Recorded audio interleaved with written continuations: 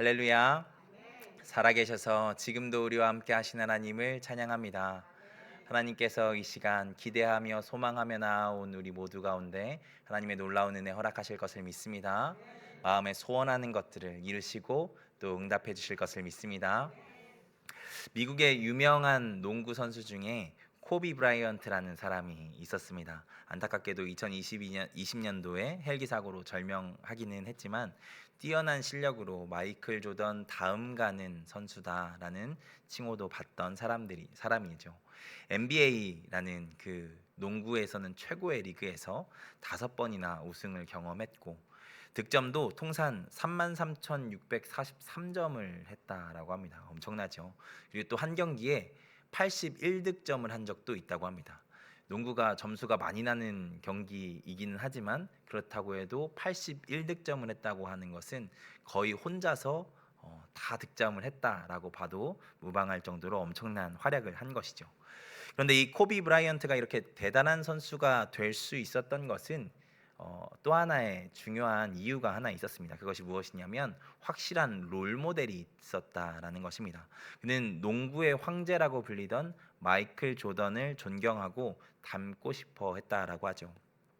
마이클 조던, 농구를 잘 모르시는 분들도 다들 아실 만한 사람이죠. 농구의 황제라는 별명답게 엄청난 실력과 대기록을 많이 가지고 있던 사람입니다. 코비는 그 조던을 닮고 싶어 했습니다. 물론 그가 이룬 업적도 닮고 싶어 했지만 그보다 그의 실력을 담고 싶어 했던 것 같습니다. 그래서 정말 작은 것까지도 따라하려고 했다고 하죠.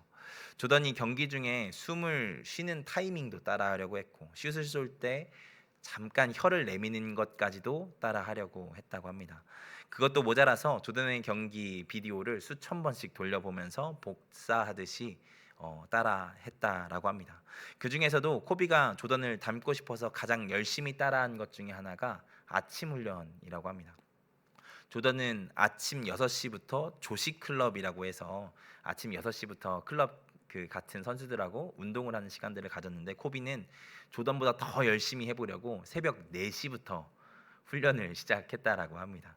그래서 코비 자서전과 국가대표 감독의 공식적인 증언들을 보면 코비는 이미 세계 최고가 된 이후에도 그 훈련을 멈추지 않았다고 하죠.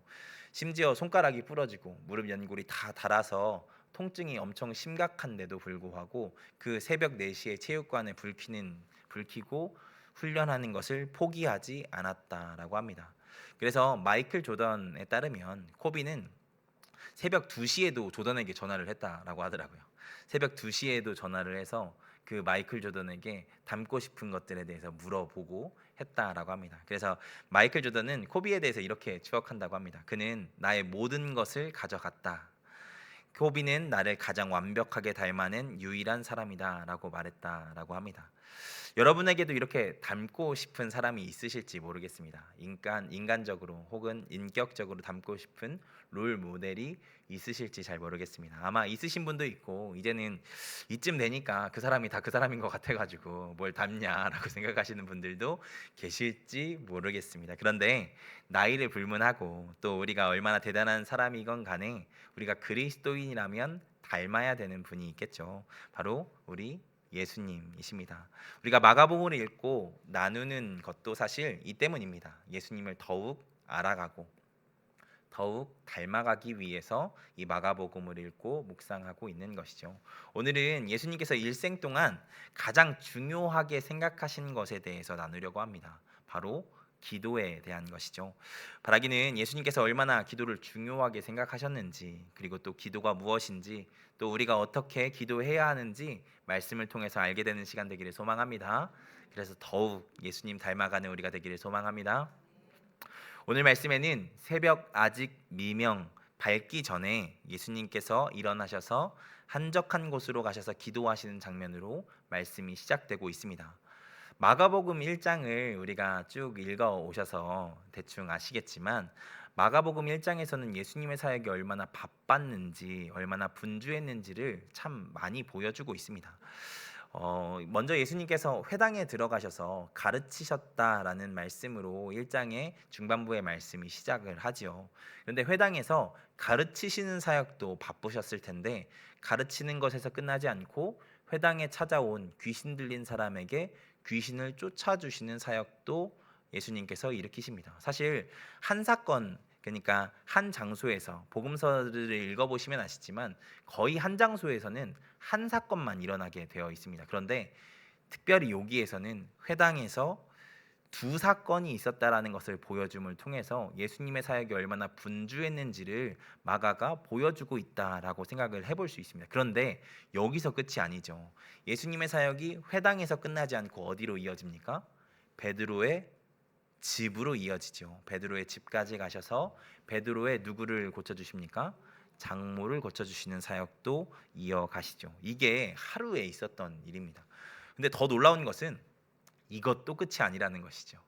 예수님의 사역을 32절의 말씀을 보면 예수님은 해가 저물어 유대인의 시간으로는 이제 다음 날이 되었는데도 사역을 마무리하지 못하셨습니다. 지난주에도 말씀드렸듯이 안식일 규정을 어기는 것을 두려워했던 사람들이 안식일이 끝나기만을 기다리고 있다가 예수님께 나와서 치료받기 위해서 그 해가 저물자마자 예수님께 찾아왔었던 것이죠. 그러니까 예수님께서는 하루를 넘겨서의 사역들을 계속해서 이어가셨다라는 것입니다. 그래서 예수님은 쉬지도 못하시고 모든 병자와 귀신 들린 자를 고치셨다라고 하는 것이 그 다음 32절 이후에 나오는 말씀들이었다라는 것을 우리가 저번 주의 말씀에서 볼 수 있습니다. 여기까지 우리가 말씀을 듣고 읽었는데 혹시 그래도 예수님은 하나님의 아들이시니까 피곤하지 않으셨겠지. 그렇게 바쁘셨지만 피곤하지는 않으셨을 거야라고 생각을 하시는 분이 계실지 모르겠습니다. 그런데 복음서를 보면요. 예수님께서도 참 피곤해 하셨다라는 것들을 우리가 살펴볼 수 있습니다. 마가복음 4장 37절과 38절의 말씀 우리 같이 한번 읽어보겠습니다. 같이 읽습니다. 큰 광풍이 일어나며 물결이 배에 부딪혀 들어와 배에 가득하게 되었더라. 예수께서는 고물에서 베개를 베고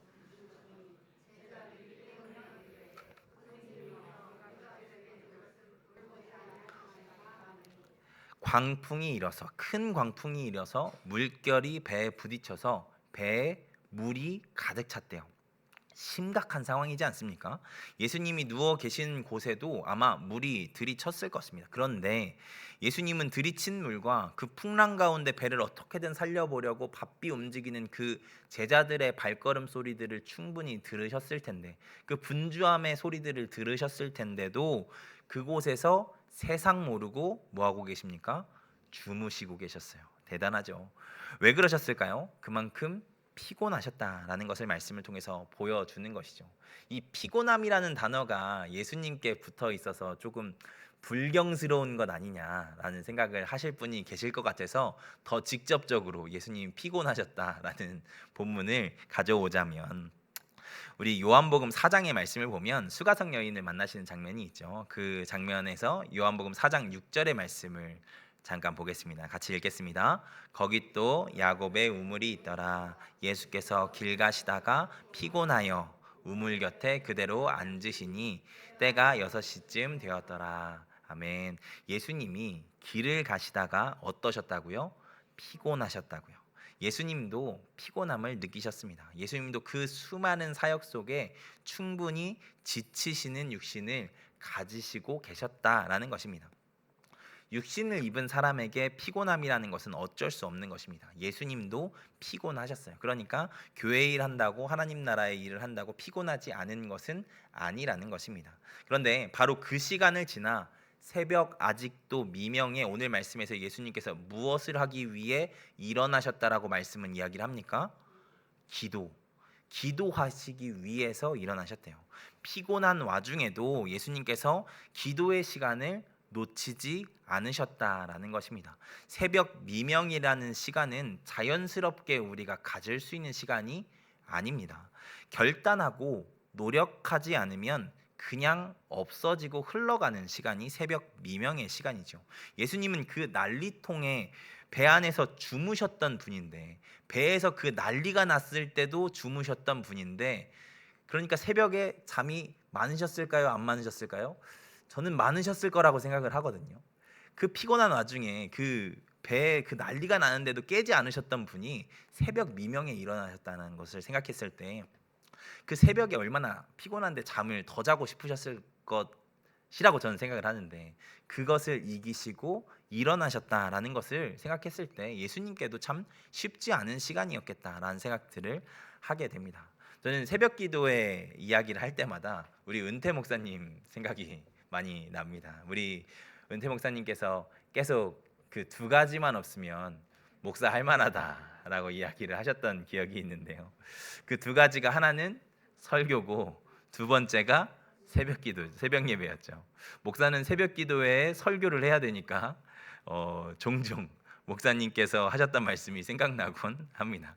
물론 제가 하기 싫다는 건 절대 아니고요. 제가 그 말씀을 그런데 처음 들었을 때가 언제냐면, 우리 은퇴 목사님께서 60대 한 초중반쯤 되셨을 때 제가 그 이야기를 처음 들었습니다. 그 이야기를 듣고 제가 처음에는 놀랐고 그 다음에 좀 절망했습니다. 왜냐하면 그 나이가 돼도, 그 연배가 돼도 새벽 기도가 어렵구나. 저 연배가 되셔도 설교는 어려운 거구나라는 생각이 들면서, 이게 목사 할 수 있나라는 생각들을 했던 기억이 있습니다. 사실 사람에게 있어서 자연스러운 시간은 아침에 해가 떴을 때이겠죠. 그래서 요즘에 기상에 대한, 일어나는 것에 대해서 어떤 사람들이 조언하기를, 알람을 맞추지 말고 그 커튼을 잘 걷어가지고 자연스러운 햇빛에 일어나는 것이 제일 좋다라고 이야기를 하잖아요. 참 팔자 좋은 소리죠. 그런데 어쨌든 그렇게 자연스럽게 굳이 노력하지 않아도 일어나게 되어지는 것이, 사람에게 그 아침에 해가 떴을 때 일어나는 것이 그 사람에게 있어서는 너무나도 자연스럽고 당연한 시간이라는 것입니다. 그런데 마가복음에서의 예수님은 새벽 미명에 일어나셨대요. 일상을 살기 위해 일상의 시간을 그냥 시간을 가다가 구별하신 것도 아니고 잠을 줄여가면서 기도의 시간을 만드셨다는 것이 예수님이 보여주신 기도의 본이라는 것입니다. 그만큼 기도하는 것이 중요했던 게 예수님이셨다라는 것이죠. 예수님에게 기도는 그렇게나 중요한 것이었습니다. 사실 마가복음은 예수님의 삶의 기도가 이렇게나 중요함을 벌써부터 강조하고 있었습니다. 마가복음 1장에서 예수님께서 본격적으로 공생의 사역을 시작하기 전에 예수님께서 하셨던 것이 하나 있습니다. 그게 마가복음 1장 12절과 13절에 나오는 광야에서의 시간입니다. 광야에서 40일 계신 사건이죠. 공간복음서는 모두 이 광야에서 40일의 시간을 예수님께서 보내셨음을 보여주고 이야기를 해주고 있습니다. 특별히 마태와 누가는, 마가복음에서는 금식이라는 표현을 쓰진 않지만 마태와 누가에서는 금식하신 기간이라고 이야기를 합니다. 예수님께서 광야에서 금식하며 기도하심으로 사역을 시작하셨다라는 것을 복음서마다 이야기를 해주고 있다라는 것이죠. 그리고 오늘 말씀에서도 피곤한 몸을 이끌고 또 새로운 하루의 사역을 시작하기 위해 기도하고 계신 모습을 보여주고 있는 것입니다. 예수님의 기도는 선택사항이 아니었습니다. 필수였습니다. 무조건 하셔야 하는 것이었다는 것입니다. 아무리 바빠도, 아무리 힘들어도 기도하는 시간을 절대로 뒤로 미루거나 포기하지 않으신 분이 우리 예수님이라는 것이죠. 마가복음 1장에서 이 두 번의 기도를 통해서 강조해서 그것을 보여주고 있는 것입니다. 그래서 그리스도인에게 있어서 기도는 필수입니다. 선택사항이 아니라 마땅히 해야 하는 것이라는 말입니다. 바울도 뭐라고 이야기합니까? 쉬지 말고 기도하래요. 그게 그리스도인으로서 당연한 삶이라는 것입니다. 바라기는 우리가 기도하는 자들 되기를 소망합니다. 기도에 있어서 타협하지 않는 자들 되셨으면 좋겠습니다. 여러분, 제가 이야기하는 것은 새벽 기도에 무조건 나와라 뭐 이런 것은 나오시면 너무 좋죠. 그런데 그래서 예배당에 이렇게 같이 동역하면서 기도할 수 있으면 참 좋겠습니다. 그런데 그것보다 더 원론적으로 구별된 시간에 하나님과의 교제의 시간을 꼭 가지셔야 한다라는 것입니다. 여러분, 시간이 없다라는 것은 핑계입니다. 우리 예수님께서 그 핑계를 철저하게 막아 놓으셨어요. 어떻게 막아 놓으셨습니까? 그 피곤한 삶 가운데 새벽 미명에 일어나셔서 기도하심을 통해서 예수님은 없는 시간 가운데 기도하시는 시간을 만드셔서 기도하신 분이십니다. 없는 시간을 만드셔서 기도하셨다고요. 바라기는 적어도 하루에 구별되어서 기도하는 시간을 가지시는 우리가 되기를 소망합니다. 그것이 예수님의 삶을 통해서 우리에게 말씀해 주시고 강력하게 권하는 중요한 기도입니다. 바라기는 우리가 기도하는 자 되기를 소망합니다. 눈 잠깐 감았다 뜨는 식기도만 하지 마시고 주무시기 전에 잠깐 하는 정도의 기도 말고 정말로 시간을 구별해서 기도의 시간을 우리의 삶 가운데 가지며 나아가는 우리가 되기를 소망합니다. 여러분, 그러면 예수님께서 왜 이렇게 기도하셨을까요? 저는 예수님께서 율법적으로 무조건 기도해야 해서 기도했다라고 생각하지 않습니다. 기도하는 것이 예수님께, 더 나아가 우리에게 좋은 것이기 때문에, 필요한 것이기 때문에, 너무나도 좋기 때문에 하신 것이라고 믿습니다. 우리가 잘 아는 빌립보서 4장 6절의 말씀 한번 같이 읽어볼까요? 같이 읽겠습니다. 아무것도 염려하지 말고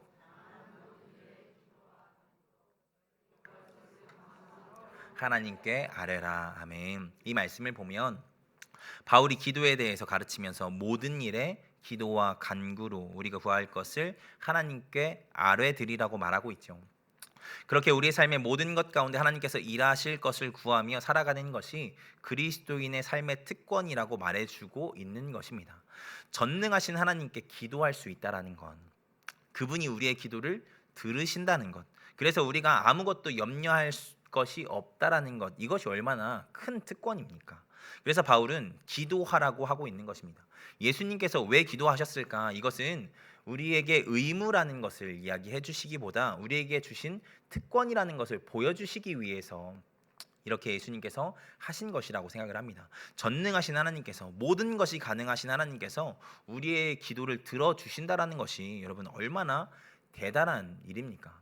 제가 이런 거 이야기할 때마다 항상 대통령 이야기하고 그 재벌 총수 이야기하면서 이렇게 얘기를 했었는데 오늘은 안 하려고요. 자존심 상해서 더 이상 못 하겠습니다. 우리 하나님 전능하신 분이시잖아요. 그 하나님 심지어 우리를 사랑하시는데 그분이 우리의 기도를 들으신대요. 여러분, 그러면 끝난 것이지 않습니까? 바라기는 우리에게 주어진 이 특권이 기도라는 것을 기억하고 모든 일을 하나님께 아뢰며 나간 자들 되기를 소망합니다. 다니엘의 세 친구의 이야기들 다들 아시죠? 그들은 느부갓네살 왕이 자신의 신상에 절하라라는 말도 안 되는 요구에 응하지 않습니다. 그래서 결국 풀무불에 던져질 운명에 처해지게 되죠. 그런데 그들이 그 상황에서 대단한 고백을 합니다. 뭐라고 이야기합니까? 다니엘서 3장 17절과 18절 말씀입니다. 같이 읽습니다. 시작. 왕이여, 우리가 섬기는 하나님이 계시다면 우리를 맹렬히 타는 풀무불 가운데에서 능히 건져내시겠고 왕의 손에서도 건져내시리이다. 그렇게 하지 아니하고 왕이 세우신 금신상에게도 절하지 아니할 줄을 아옵소서. 아멘. 이 얼마나 대단한 모습입니까? 담대한 모습입니까? 그들은 지금 풀무불 앞에서의 상황을 하나님께서 아시기 때문에 풀무불 앞에서도 두려워하지 않고 있는 것입니다. 하나님께는 방법이 있다라고 믿는 것이죠. 이것이 하나님을 믿는 사람들의 삶의 태도입니다. 나에게는 방법이 없지만 하나님께는 방법이 있음을 믿고 살아가는 것, 그것을 알고 기도하는 것이 믿는 자의 삶이라는 것이죠. 그런 자에게 특권으로 주신 것이 기도라는 것입니다. 우리의 모든 상황을 하나님께 숨김없이 아뢰고 나가는 것 말입니다. 바라기는 우리가 이 특권에 감사하며 그 기도하는 자, 기도의 특권을 누리는 자 되기를 소망합니다. 그런데 이 말씀에서 또한 놓치면 안 되는 것이 있죠. 그렇게 하지 아니하실지라도라는 고백입니다. 우리가 기도를 이렇게 이렇게 오해하는 경우가 있습니다. 내 뜻대로 하나님께서 이루어 주시는 것이 기도라고 말이죠. 물론 하나님께서 그렇게 역사하실 때도 있습니다. 하지만 항상 그렇지 않으실 수도 있죠. 예수님은 기도에 대해서 가르치실 때 이렇게 가르치셨습니다. 마태복음 7장 9절부터 11절 말씀입니다. 이 말씀도 같이 읽겠습니다. 시작. 너희 중에 누가 아들이 떡을 달라 하는데 돌을 주며 생선을 달라 하는데 뱀을 줄 사람이 있겠느냐? 너희가 악한 자라도 좋은 것으로 자식에게 줄 줄 알거든.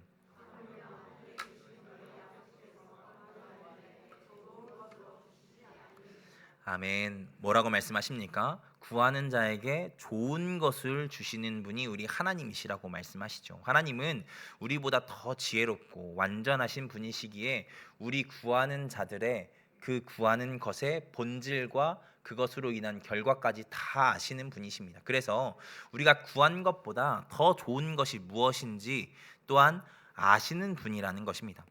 그래서 때로 우리가 구한 것과 다른 것이 주어지거나 응답이 더디게 주어지는 일이 있을지 모르지만 하나님께서 그 가운데 우리에게 가장 필요한 것, 가장 중요한 것, 가장 좋은 것을 주려고 하고 계시다라는 것입니다. 그것을 믿음으로 나아가는 것이 기도라는 것이죠.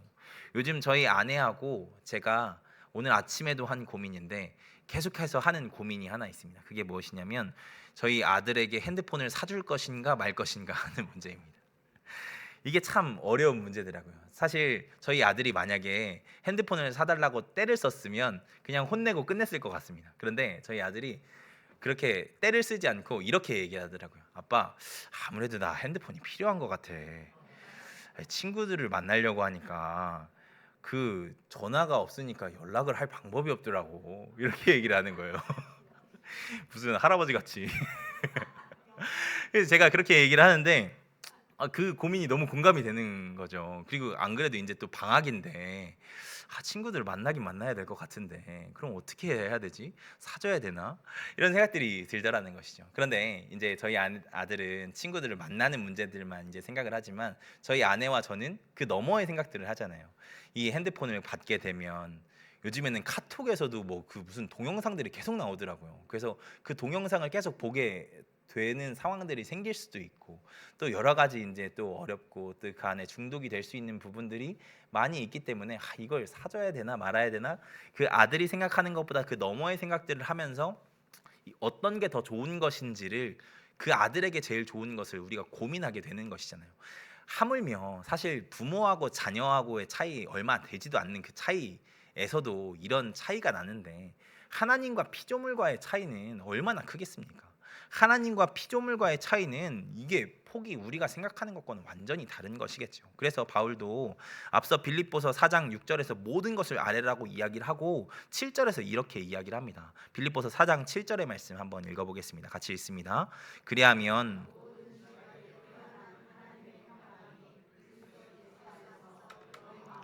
생각을 지키시리라. 참 이상한 말씀이지 않습니까? 모든 것을 아뢰라고 했으면 모든 것을 응답해 주실 거야라고 해야지 이 앞에 말과 뒤에 말이 맞는 것이잖아요. 근데 앞에 말과 뒤에 말이 사실 안 맞는 것 같다라는 생각이 듭니다.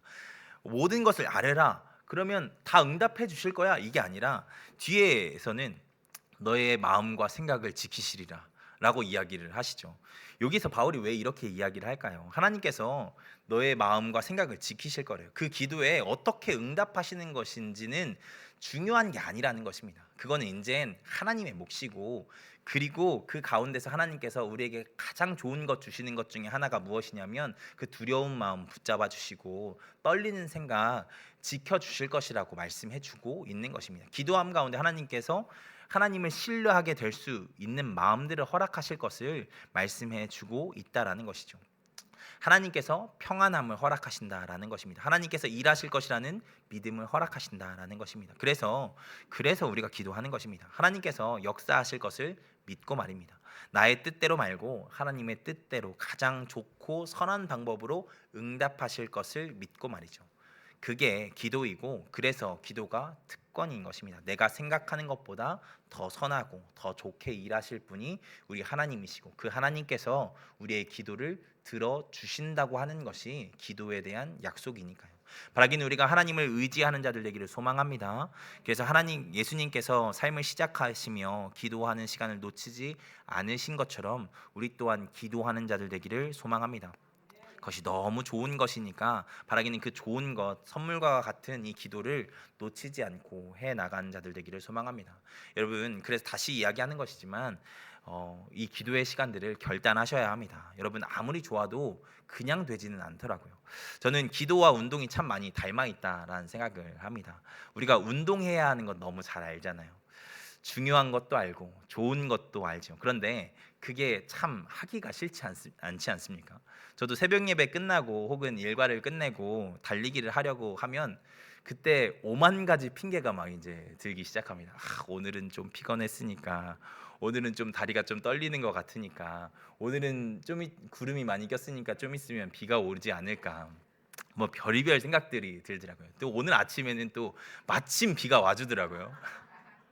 근데 여러분, 그런 핑계들 하나하나 가지고 가다 보면 뭐 운동 못 하는 거죠. 그래서 사실 저는 오늘 비가 와도 뛰었습니다. 비가 와서 뛰는데 30분 지나니까 비가 그치더라고요. 그리고 비 맞으면서 뛰니까 시원하더라고요. 기도도 사실 저는 비슷하다고 생각합니다. 우리가 기도 너무 좋죠. 기도해야 되는 건 너무 알고 우리에게 특권인 건 너무 잘 아는데 기도의 시간을 구별하는 게 참 쉽지 않습니다. 그런데 하셔야 합니다. 하셔야 그 기도의 맛도 알고 기도의 능력도 체험하는 것입니다. 그래서 제가 신방할 때마다 안수하며 기도하면서 그 기도의 능력을 체험하기를, 또 기도의 맛을 알기를 제가 기도해 드린 적들이 있었거든요. 저는 기도의 맛을 알아야 된다고 생각합니다. 근데 기도의 맛을 알려면 기도하는 시간이 있어야 되고, 기도하려면 시간을 구별하셔야 한다라는 것입니다. 여러분, 하나님께서 내 이야기를 들어주시는 너무 특별한 시간이잖아요. 그리고 들어주실 뿐 아니라 하나님께서 선하신 때에 응답해 주신다라고 이야기를 하십니다. 그러니까 그 하나님을 신뢰함으로 기도하는 자들 되기를 소망합니다.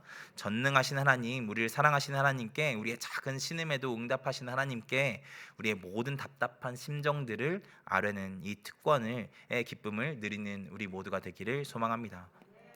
그러기 위해서 시간을 여러분 결단하시고, 특별히 또 예수님께서 자리도, 그러니까 장소도 구별하신 건 여러분 꼭 기억하셨으면 좋겠습니다. 예수님 그냥 눈 뜨자마자 그 자리에서 이불 속에서 하나님 감사합니다, 오늘 하루도 주셔서 감사합니다, 이렇게 기도하지 않으셨어요.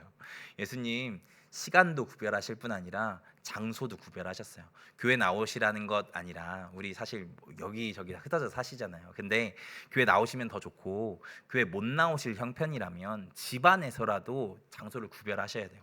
이불 속에서 하나님, 오늘도 하나님이 나를 깨워주심에 감사합니다, 이렇게 기도하시는 거 말고, 여러분 코로나 때 영상 예배 많이 드려보셨죠? 저도 코로나 때 영상 예배 드려봤거든요. 처음에는 갈급한 심정에 이게 이렇게라도 예배 드릴 수 있음에 감사하며 옷도 막 잘 차려입고 제가 반듯하게 앉아가지고 이렇게 예배를 드렸는데, 그 다음 주 되니까 어떻게 됩니까? 옷이 좀 편해지죠. 옷이 좀 편해지고 그 다음엔 자세가 편해집니다. 그 다음에는 귀만 열고 있어요. 영상은 틀어놓고 귀만 열고 손은 다른 거 하고 눈은 다른 거 보고 있습니다. 여러분 이렇게 될 수가 있어요. 여러분 그래서 시간을 구별하시고 장소를 구별하셔야 하는 것입니다. 바라기는 그렇게 우리에게 준 이 기도가 특권임을 기억하시고, 시간을 구별하시고 장소를 구별하셔서 기도하셨던 그 예수님을 닮아서 날마다 기도하는 삶을 살아가는 우리가 되기를 소망합니다. 그렇게 우리에게 주어진 귀한 특권을 누리며 살아가는 우리 모두가 되기를 주님의 이름으로 축원드립니다. 기도하겠습니다. 전능하신 하나님 감사합니다. 우리에게 귀한 날 허락하시고 마가복음의 말씀을 묵상하며 기도하신 예수님에 대해서 우리가 묵상하고, 또 그 예수님 닮아 기도하기로 결단하며 말씀 들을 수 있도록 허락하심 감사합니다. 하나님, 예수님께서도 시간을 구별하시고 장소를 구별하셔서 기도하셨음을 기억하고, 우리도 하나님 예수님 닮아서 시간과 장소를 구별하여 하나님께 기도하며 나아갈 수 있는 자들 될 수 있도록 주님 붙잡아 주시옵소서. 또한 기도가 얼마나 큰 특권임을 인지를 항상 기억하며 감사하며 하나님께 아뢰며 나아갈 수 있는 우리 모두가 될 수 있도록 주님 붙잡아 주시옵소서. 그래서 우리에게 항상 선하게 역사하신 하나님을 늘 체험하고 나아가는 우리 모든 성도님들 될 수 있도록 주님께서 붙잡아 주시옵소서. 예수 그리스도의 이름으로 기도하였습니다. 아멘.